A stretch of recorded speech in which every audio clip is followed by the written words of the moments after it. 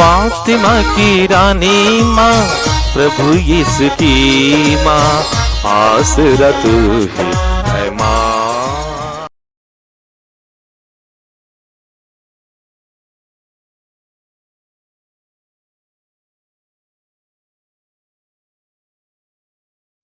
पहला पाठ गणना ग्रंथ अध्याय 11 पद संख्याएं 25 से 29 तक। प्रभु बादल में आकर मूसा से बात करने लगा। उसने मूसा की शक्ति का कुछ अंश 70 वयोवृद्धों को प्रदान किया। इसके फलस्वरूप उन्हें एक दिव्य प्रेरणा का अनुभव हुआ और वे भविष्यवाणी करने लगे। बाद में उन्हें फिर ऐसा अनुभव नहीं हुआ। 2 पुरुष शिविर में रह गए थे। एक का नाम था इल्दाद और दूसरे का मेदाद। यद्यपि वे दर्शन कक्ष में नहीं आए थे, तब भी उन्हें दिव्य प्रेरणा का अनुभव हुआ, क्योंकि वे चुने हुए वयोवृद्धों में से थे और वे शिविर में ही भविष्यवाणी करने लगे। एक नवयुवक दौड़कर मूसा से यह कहने आया, इल्दाद और मेदाद शिविर में भविष्यवाणी कर रहे हैं। नून के पुत्र योशुआ ने, जो बचपन से मूसा की सेवा करता था, यह कहकर अनुरोध किया, हे मूसा, हे गुरुवर, उन्हें रोक दीजिए। इस पर मूसा ने उससे उत्तर दिया, क्या तुम मेरे कारण ईर्ष्या करते हो? अच्छा यही होता कि प्रभु सबों को प्रेरणा प्रदान करता और प्रभु की सारी प्रजा भविष्यवाणी करती। प्रभु की वाणी। ईश्वर को धन्यवाद। भजन अनुवाक्य। प्रभु का नियम हृदय को आनंदित कर देता है। प्रभु का नियम हृदय को आनंदित कर देता है। प्रभु का नियम सर्वोत्तम है। वह आत्मा में नवजीवन का संचार करता है। प्रभु का नियम सर्वोत्तम है। वह आत्मा में नवजीवन का संचार करता है। प्रभु की शिक्षा विश्वसनीय है। वह ज्ञानियों को समझदार बना देती है। अनुवाक्य। प्रभु का नियम हृदय को आनंदित कर देता है। प्रभु का नियम हृदय को आनंदित कर देता है। प्रभु की वाणी परिशुद्ध है। वह अनंत काल तक बनी रहती है। प्रभु के निर्णय सच्चे हैं। वे सब के सब न्याय संगत है। अनुवाक्य। प्रभु का नियम हृदय को आनंदित कर देता है। प्रभु का नियम हृदय को आनंदित कर देता है। तेरा सेवक उन्हें हृदयंगम कर देता है। उनके पालन से बहुत लाभ होता है। फिर भी कौन अपनी सभी त्रुटियां जानता है? अज्ञात पापों से मुझे मुक्त कर दे। अनुवाक्य। प्रभु का नियम हृदय को आनंदित कर देता है। प्रभु का नियम हृदय को आनंदित कर देता है। अपने सेवक को घमंड से बचाए रखने की कृपा कर। उसका मुझ पर अधिकार नहीं हो पाए। तब मैं निरपराध हो जाऊंगा और उस भारी पाप से निर्दोष। अनुवाक्य। प्रभु का नियम हृदय को आनंदित कर देता है। प्रभु का नियम हृदय को आनंदित कर देता है। दूसरा पाठ संत याकूब का पत्र, अध्याय 5, पद संख्याएं 1 से 6 तक। ये धनियों, मेरी बात सुनिए। आप लोगों को रोना और विलाप करना चाहिए, क्योंकि विपत्तियां आप पर आ पड़ने वाली है। आपकी संपत्ति सड़ गई है, आपके कपड़ों में कीड़े लग गए हैं, आपकी सोना चांदी पर मोर्चा जम गया है। वह मोर्चा आपको दोष देगा, वह आग की तरह आपका शरीर खा जाएगा। यह युग का अंत है और आप लोगों ने धन का ढेर लगा लिया है। मजदूरों ने आपके खेतों की फसल लूनी है और आपने उन्हें मजदूरी नहीं दी। वह मजदूरी पुकार रही है और लूटने वालों की दुहाई विश्वमंडल के प्रभु के कानों तक पहुंच गई है। आप लोगों ने पृथ्वी पर सुख और भोग विलास का जीवन बिताया है और वध के दिन के लिए अपने को हिष्ट-पुष्ट बना लिया है। आपने धर्मी को दोषी ठहराकर मार डाला और उसने तुम्हारा कोई विरोध नहीं किया। प्रभु की वाणी। ईश्वर को धन्यवाद। जय घोष। Hallelujah, hallelujah. हे प्रभु, हमें सद्बुद्धि प्रदान कर, जिससे हम तेरे पुत्र की शिक्षा ग्रहण कर सके। हालेलुया। प्रभु आप लोगों के साथ हो और आपकी आत्मा के साथ। संत मार्कुस के अनुसार प्रभु यीशु ख्रिस्त का पवित्र सुसमाचार। हे प्रभु तेरी महिमा हो।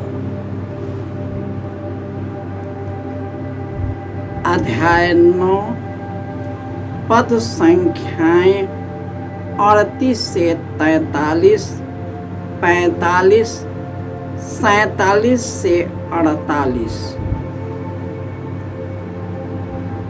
यूहन्ना ने यीशु से कहा, गुरुवर, हम किसी को आपका नाम लेकर अपदूतों को निकालते देखा और हमने उसे रोकने की चेष्टा की, क्योंकि वह हमारे साथ नहीं चलता। परंतु यीशु ने उत्तर दिया, उसे मत रोको, क्योंकि ऐसा कोई नहीं है जो मेरा नाम लेकर चमत्कार दिखाए और बाद में मेरी निंदा करे। जो हमारे विरुद्ध नहीं है वह हमारे साथ ही है। जो कोई तुम्हें एक प्याला पानी भर इसलिए पिला दे कि तुम मसीह के शिष्य हो, तो मैं तुम्हें विश्वास दिलाता हूँ कि वह अपने पुरस्कार से वंचित नहीं रहेगा। यदि कोई इन विश्वास करने वाले नन्हों में से किसी एक के लिए भी पाप का कारण बन जाता है, तो उसके लिए यही अच्छा होता कि उसके गले में चक्की का पाट बांधा जाता और उसे समुद्र में फेंक दिया जाता।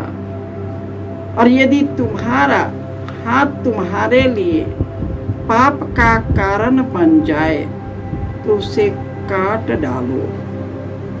अच्छा यही है कि तुम लूल्हे होकर ही जीवन में प्रवेश करो।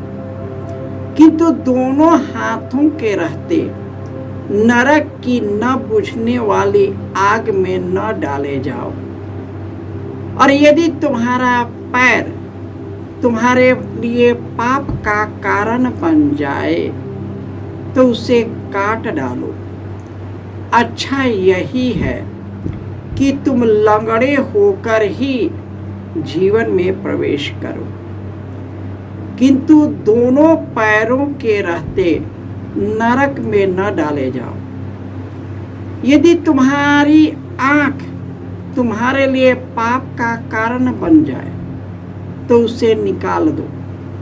अच्छा यही है कि तुम काने होकर ही ईश्वर के राज्य में प्रवेश करो, किंतु दोनों आँखों के रहते नरक में न डाले जाओ, जहाँ उनमें पड़ा हुआ कीड़ा नहीं मरता और आग नहीं बुझती।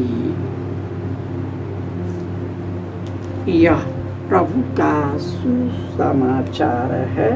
हे क्रिस्त तेरी स्तुति हो। ख्रिस्त में प्यारे भाइयों और बहनों, प्रभु का नियम हृदय को आनंदित कर देता है। उसका नियम सर्वोत्तम है। वह आत्मा में नव जीवन का संचार करता है। प्रभु की शिक्षा विश्वसनीय है। वह अज्ञानियों को समझदार बना देता है। उनकी वाणी परिशुद्ध है। वह अनंत काल तक बना रहता है। प्रभु के निर्णय सच्चे हैं। वे सब के सब न्याय संगत है। जब ईश्वर हमारे जिंदगी में प्रवेश करता है, जब हमारे जीवन में आ जाते हैं, ईश्वर हमारे अंदर कार्य करने लगता है। पवित्र आत्मा सक्रिय रूप से कार्य करने लगता है।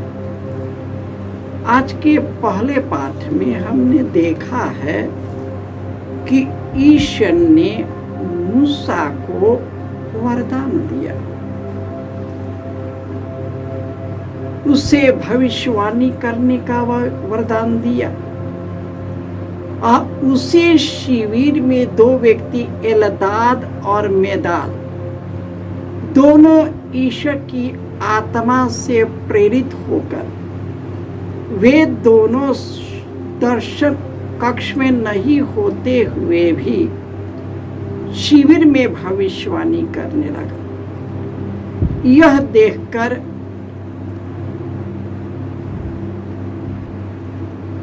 उसका एक सबसे जिगरी शिष्य योशुआ दौड़ते हुए आया और मूसा से कहा, उन्हें रोकिए। लेकिन वे कहते, तुम ईर्ष्या क्यों करते हो? आज के सुसमाचार में भी पहला पंक्ति है। उसके शिष्य आकर कहते हैं, आपके नाम पर लोग चंगाई करते हैं, चमत्कार दिखा रहे हैं, उनको रोकिए। यीशु ने कहा, मत रोको। जो मेरे नाम लेकर करता है उसे मत रोको, क्योंकि वे अपने हैं। आज टैलेंट को लेकर के, धन संपत्ति को लेकर के, पदवी को लेकर के लोगों में बहुत होड़ है।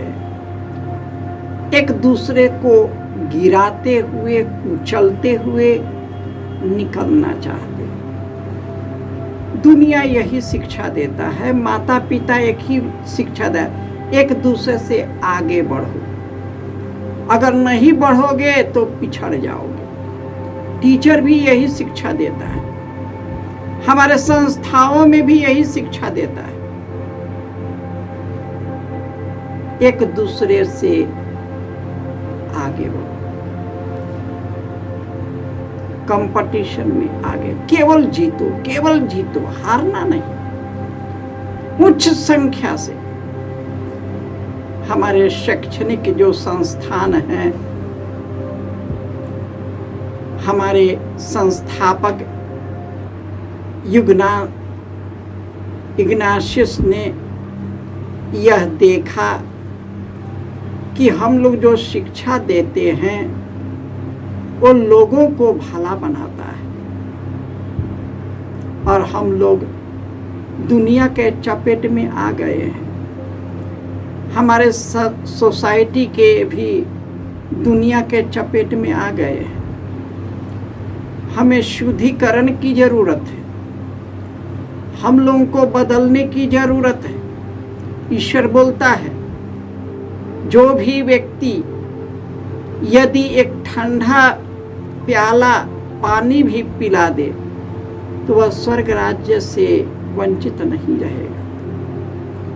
और आज के दूसरे पाठ में संत याकूब कहते हैं, हे धनियों मेरी बात सुनो, तुम्हारी संपत्ति सड़ गई है, तेरे कपड़ों में कीड़े लग गए हैं, तेरे सोने चांदी में मूर्छा लग गया है, क्योंकि तुम केवल इकट्ठे करने में लगे हो, अपने आप में ही व्यस्त हो। तुम लूट लूट कर धनी बनते हो, तुम लोगों की मजदूरी नहीं देते हो, और जिसने आवाज भी नहीं उठाया उसे हड़प लिए हो। इसलिए ईश्वर तेरे विरुद्ध खड़ा होगा, क्योंकि तूने अपने धन दौलत जो ईश्वर के द्वारा तुम बने हो उसका सदुपयोग नहीं कर पाया। और ईश्वर बोलता है, यदि कोई अपने भाई और बहन के विरुद्ध पाप का कारण बन जाता है, उसे चक्की के पाट में कर करके समुद्र में फेंको। यदि आपका शरीर पाप का कारण बनता है, कहने में का मतलब यह होता है, इस दुनिया की चीज जो पाप का कारण, उसे निकाल फेंको, वासना को निकाल फेंको, बंधनों को निकाल फेंको, स्वार्थ को निकाल फेंको, ईर्ष्या को निकाल फेंको, बड़कपन को निकाल फेंको, एक दूसरे को मार काट करके आगे नहीं निकलो, एक दूसरे को नष्ट करके आगे नहीं निकलो। आगे निकलोगे तो मृत्यु ही आएगी, पीछे रहोगे मृत्यु आएगी, परंतु तुम ईश्वर के पुत्र कहलाओगे, पुत्रियां कहलाओगे। हमें संपूर्ण जीवन ईश्वर के को देना है। ईश्वर का वचन मीठा है, विश्वसनीय है, हमारे जीवन को आलोकित करता है। वचन से भरने की जरूरत है, आशीष और कृपा की जरूरत है। हम अपनी आत्मा का शुद्धिकरण की जरूरत है, ताकि हम सभी यीशु की शिक्षा को ग्रहण कर सके, आत्मसात कर सके, उसी के अनुसार जीवन बिताए, एक दूसरे के लिए समर्पण हो जाए, सेवा और परोपकार का कार्य करे, और उसी के मार्ग पर सदा चलते रहे। जय यीशु।